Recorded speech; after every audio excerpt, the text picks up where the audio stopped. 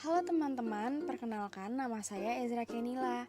Saya merupakan mahasiswi Universitas Negeri Medan, Fakultas Ilmu Sosial dengan jurusan Pendidikan Antropologi. Pada kesempatan kali ini, saya akan membicarakan mengenai disiplin ilmu sosial untuk memenuhi ujian akhir semester yang diampu oleh Ibu Wirafimansyah pada mata kuliah pengantar ilmu sosial. Nah teman-teman, disiplin ilmu sosial itu terbagi menjadi 8, yaitu antropologi, sosiologi, geografi, sejarah, ekonomi, psikologi sosial, politik, dan hukum. Yang pertama ada sosiologi. Sosiologi berasal dari dua kata Latin, yaitu socios dan logos. Sosios berarti teman, keluarga atau masyarakat, logos berarti ilmu. Jadi secara keseluruhan, sosiologi dapat diartikan sebagai ilmu yang mempelajari tentang masyarakat. Ada pula sosiologi menurut definisi para ahli. Max Weber mengatakan sosiologi ini adalah ilmu yang memberi interpretasi dan pengertian-pengertian tentang perbuatan sosial. Sedangkan Kimball Young mengatakan sosiologi merupakan ilmu yang mempelajari tingkah laku manusia di dalam kelompok. Nah, lalu apa sih objek dari studi sosiologi ini? Priyono menjelaskan objek studi sosiologi adalah masyarakat, yaitu hubungan antar manusia dan proses timbul sebagai konsekuensi dari hubungan antar manusia. Dengan kata lain, sosio merupakan proses mempelajari norma, nilai, peran, dan semua yang berhubungan efektif dengan kehidupan sosial. Nah teman-teman, sosiologi ini kan merupakan disiplin ilmu yang memiliki cakupan luas dan banyak cabang. Lalu apa sih yang menjadi ruang lingkup sosiologi? Supardan mengatakan ruang lingkup sosiologi terbagi menjadi beberapa disiplin ilmu sosiologi, yakni sosiologi medis, sosiologi wanita, sosiologi industri, sosiologi perkotaan, sosiologi pedesaan, sosiologi keluarga, sosiologi militer, sosiologi pendidikan, dan sosiologi seni. Nah teman-teman, tujuan ilmu sosiologi ini ialah memperoleh pengetahuan yang mendalam tentang masyarakat. Selain itu, sosiologi juga bertujuan untuk meningkatkan pemahaman terhadap ciri-ciri dan sifat-sifat masyarakat, serta meningkatkan daya adaptasi diri dengan lingkup sosial, terutama lingkungan sosial budaya.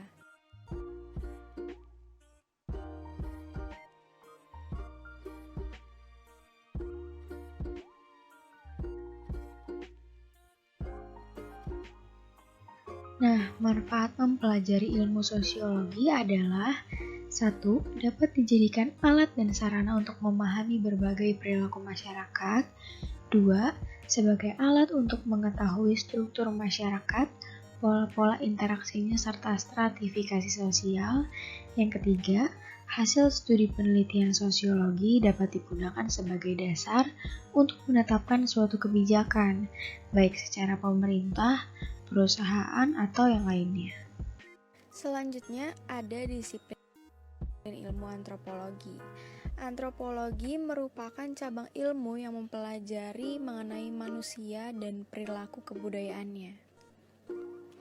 Antropologi berasal dari kata Yunani, yakni anthropos yang berarti manusia dan logos yang berarti ilmu. Jadi secara etimologis, antropologi merupakan ilmu yang mempelajari mengenai manusia. Antropologi terbagi menjadi dua bagian, yakni antropologi biologi dan antropologi budaya. Antropologi biologi merupakan disiplin ilmu yang mempelajari biologis dan perilaku atau budaya manusia. Bukan hanya manusia, tapi juga makhluk primata yang bukan manusia. Lalu evolusi manusia dan perbandingan anatomi.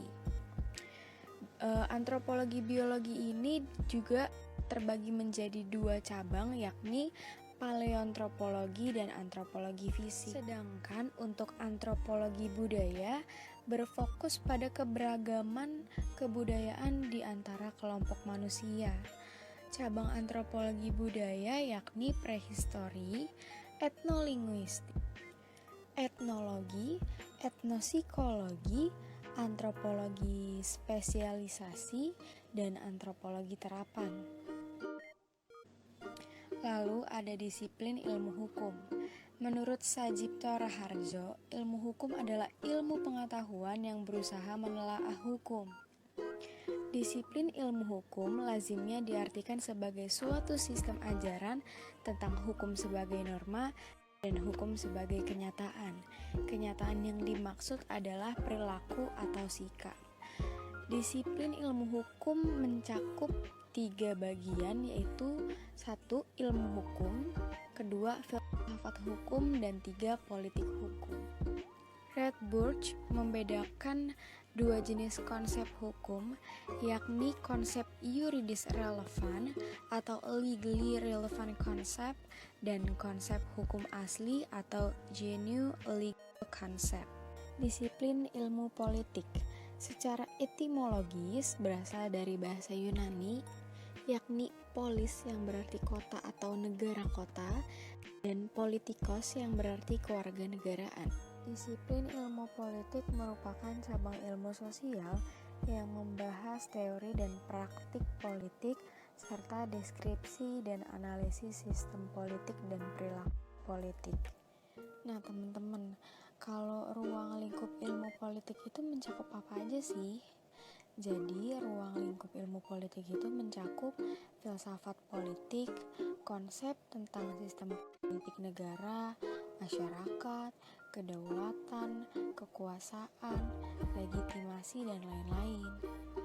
Ada 3 teori politik. Yang pertama itu teori politik empiris, digunakan untuk mengacu kepada bagian-bagian teoritis ilmu politik. Yang kedua ada teori politik formal, teori politik yang kadang-kadang dirasakan tumpang tindihnya dengan teori sosial maupun teori publik. Yang ketiga ada teori politik normatif.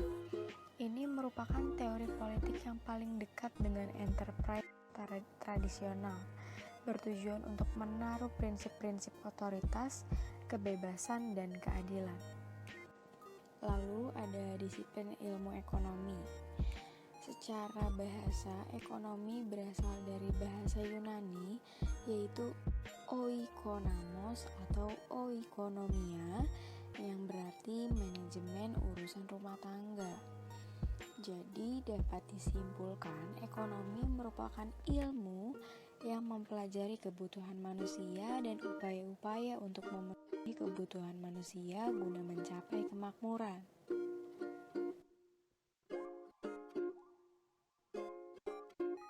Adapun manfaat mempelajari ilmu ekonomi menurut Case and Fair: 1. Membantu cara berpikir yang tepat dalam mengambil keputusan.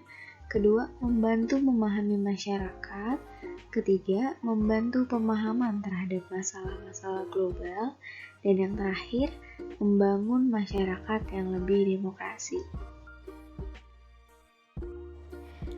Disiplin ilmu selanjutnya ada disiplin ilmu sejarah, yang merupakan ilmu yang mengkaji perbuatan-perbuatan manusia pada masa lampau hingga masa sekarang. Disiplin ilmu sejarah memiliki unsur pokok, yakni manusia, ruang, dan waktu. Objek kajian sejarah yakni ada objek formal dan material.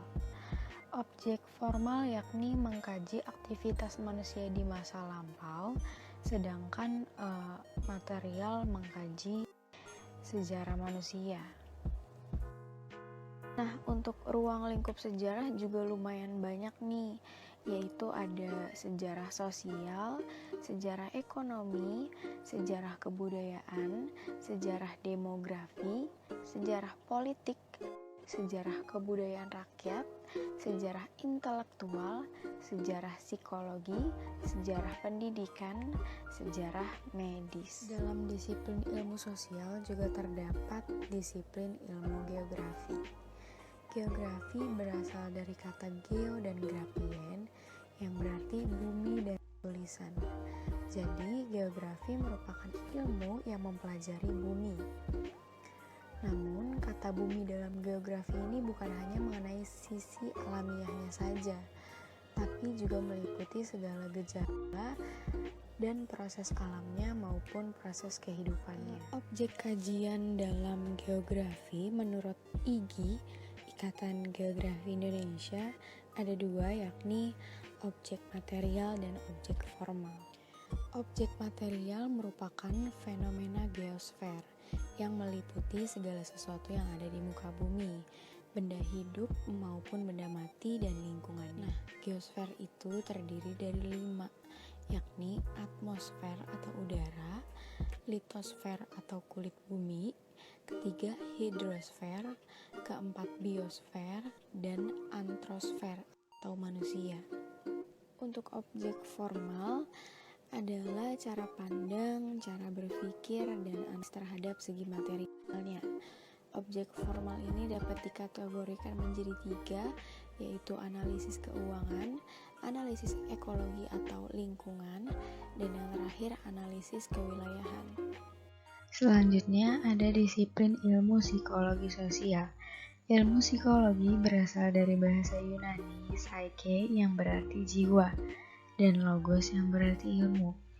Menurut Mahmudah, psikologi dibedakan menjadi 2, yakni psikologi yang bersifat kefilsafatan dan psikologi yang bersifat empirik.